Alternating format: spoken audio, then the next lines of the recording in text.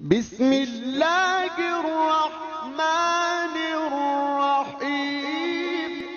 تاریخ نے لکھا امام علی علیہ السلام ہر رات ہاتھوں کو اٹھا کے اللہ کی دربار میں دعا کرتے تھے کہ اے اللہ مجھے ایسا بیٹا عطا کر جو کربلا میں میرے غریب حسین کی مدد کرے۔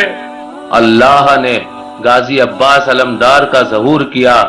امام علی علیہ السلام اور بی بی ام البنین بار بار جناب عباس سے یہ کہتے تھے، عباس حسین رسول اللہ کا بیٹا ہے اور عباس تو اس علی کا بیٹا ہے، کبھی بھی اپنے آپ کو حسین کا بھائی نہ سمجھنا، ایک غلام کی طرح ہمیشہ حسین کی خدمت کرتے رہنا، جو حسین کہے عباس وہ کرتے رہنا۔ بس 10 محرم کے دن جب کربلا میں ہر ایک شہید امام حسین علیہ السلام کے قدموں میں قربان ہوتا رہا، تاریخ نے لکھا حضرت عباس علمدار اپنی آنکھوں کے سامنے اپنے بھائیوں اور بچوں کو قربان کر دیتے ہیں اور بار بار نواسہ رسول کے قدموں میں بیٹھ کے کہتے ہیں، اے میرے آقا حسین اس غلام کو بھی اجازت دو۔ امام حسین فرماتے ہیں، عباس یہاں شجاعت کا امتحان نہیں، ہمارے صبر کا امتحان ہے۔ بس جناب عباس جیسے ہی امام حسین سے مل کے باہر آئے تو دیکھا بی بی سکینہ ہاتھوں میں مشکیزہ لیے جناب عباس کے قریب آئی اور کہنے لگی، چچا عباس میرے اصغر نے 3 دن سے پانی نہیں پیا۔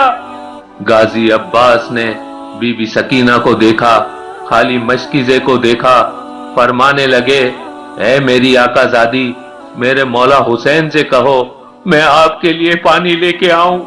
بس بی بی سکینہ غازی عباس کو لے کے امام حسین کے پاس آتے ہیں اور کہتے ہیں، اے بابا چچا کو اجازت دو نہر سے پانی لے کے آئے۔ امام حسین علیہ السلام نے غازی عباس کے چہرے کو دیکھا، ایک آہ بھری اور فرمایا، سکینہ عباس جاؤ میری بہن زینب کے پاس، اگر میری بہن عباس کو اجازت دیتی ہے تو عباس تم چلے جانا۔ غازی عباس اور بی بی سکینہ بی بی زینب کے خیمے کے قریب آتے ہیں اور فرماتے ہیں، سلام ہو رسول اللہ کی نواسی پر۔ بی بی زینب جیسے ہی باہر آئیں دیکھے غازی عباس علمدار غلام کی طرح زمین پہ بیٹھے ہیں۔ بی بی زینب نے فرمایا، بھائی عباس کیا کہنا چاہتے ہو؟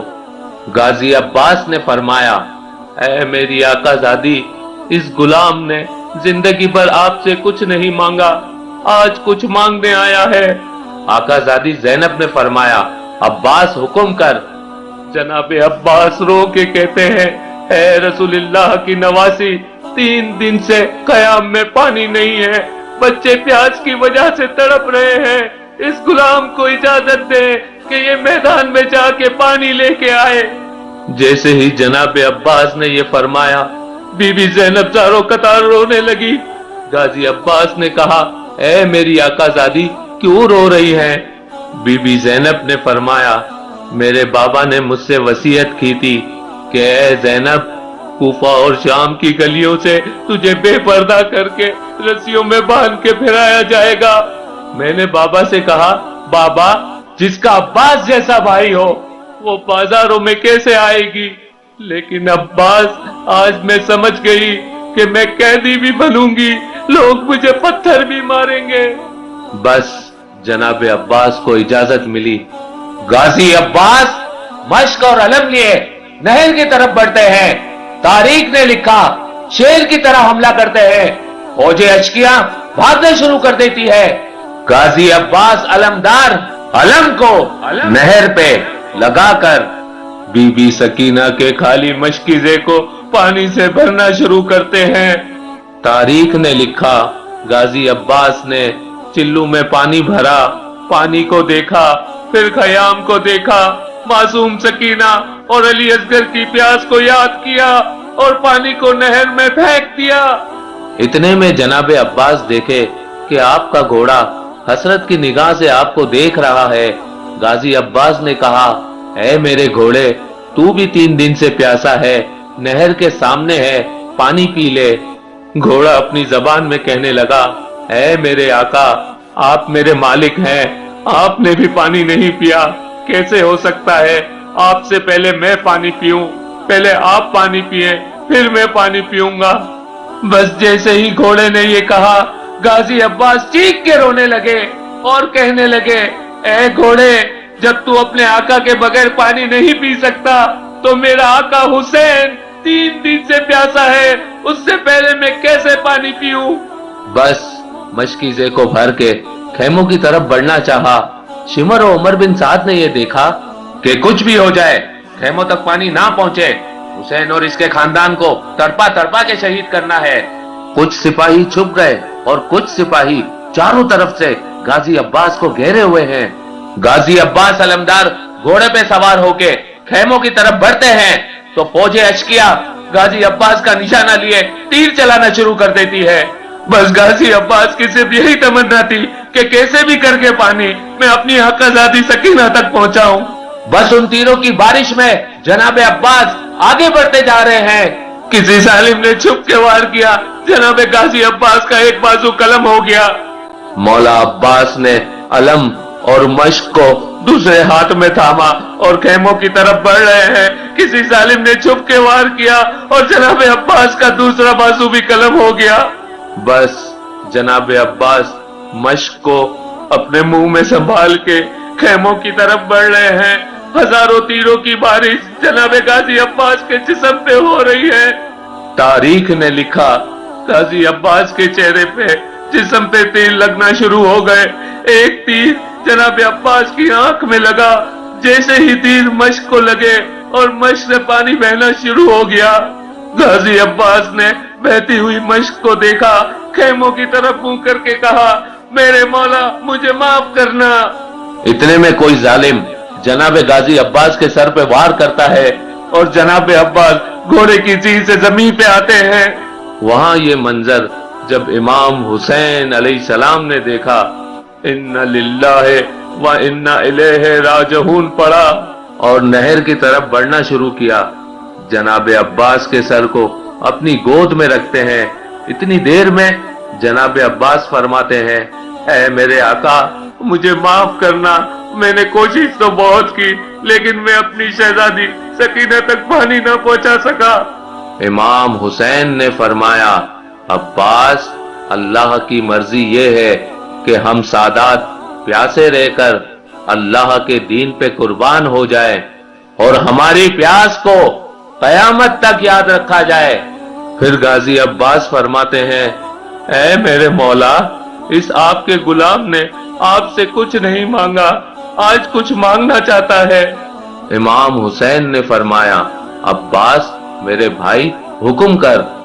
جناب غازی عباس نے فرمایا، اے میرے مولا، میری ماں نے مجھ سے کہا تھا کہ جب میں پیدا ہوا تو سب سے پہلے میں نے آپ کی زیارت کی تھی، آج میں اس جہاں کو چھوڑ رہا ہوں۔ اے میرے مولا، میری خواہش ہے کہ میں آخری وقت میں آپ کی زیارت کروں، لیکن میری ایک آنکھ میں تیر لگا ہے اور دوسری آنکھ میں خون بھرا ہے۔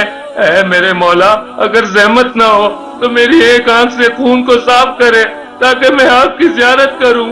اللہ گواہ ہے، میں آپ کو کبھی تکلیف نہ دیتا اگر اس غلام کے بازو سلامت ہوتے۔ بس امام حسین نے غازی عباس کی آنکھ سے خون کو صاف کیا۔ غازی عباس نے اپنے آقا حسین کی زیارت کی۔ پھر امام حسین نے فرمایا، عباس ایک میری بھی خواہش ہے، پوری زندگی تو مجھے آقا حسین مولا حسین کہتا رہا۔ عباس آج مجھے بھائی کہہ کے بلا۔ جناب عباس مدینے کی طرف منہ کرتے ہیں اور چیخ کے روتے ہیں اور فرماتے ہیں، اے میری ماں مجھے معاف کرنا کہ یہ غلام اپنے آقا کو بھائی کہنے جا رہا ہے۔ بس جناب عباس دارالفنا سے دارالبقا کی طرف کوچ کرتے ہیں۔ فوج یزید خوشی سے جھومتی جاتی ہے اور جب کرب و بلا میں امام حسین شہادت کا جام پی چکے، سروں کو کاٹ کے نیزوں پہ سوار کیا جا رہا تھا، سب کے سر نیزے پہ سوار کیے. جناب غازی عباس علمدار کا سر کاٹا. جیسے ہی نیزے پہ سوار کرے نیزے سے گر جائے. فوج یزید حیران ہو گئی کہ سارے سر نیزے پہ کھڑے ہیں, یہ سر کیوں نہیں بلند ہوتا. امام سجاد سے پوچھنے لگے. امام سجاد غازی عباس کے سر کے قریب آتے ہیں اور فرماتے ہیں, چچا عباس, یہ ظالم پوچھتے ہیں کہ تمہارے چچا کا سر نیزے پہ کیوں نہیں سوار ہوتا. غازی عباس کے سر سے آواز آئی, اے میرے مولا سجاد, میری آقا زادیہ بے پردہ کھڑی ہے, میں نے کبھی رسول اللہ کی نوازیوں کو نگاہ اٹھا کے نہیں دیکھا, آج کیسے ہو سکتا ہے کہ میرا سر ان کے سر سے بلند ہو. اتنے میں شمر کہتا ہے, عباس کے سر کو گھوڑے کی زلفوں سے باندھو. بس جناب عباس کے سر مبارک کو گھوڑے کی زلفوں سے باندھا اور رسول اللہ کی نواسیوں کو قید کر کے شام کی طرف لے کے گئے. سلام ہو غازی عباس علمدار کی وفا پر, سلام ہو رسول اللہ کے خاندان کے ہر فرد پر جو اسلام کے لیے ہر ظلم برداشت کرتے رہے. سلام ہو ان لوگوں پر جو حضرت غازی عباس علمدار کا علم آج بھی اپنے گھر میں لگاتے ہیں.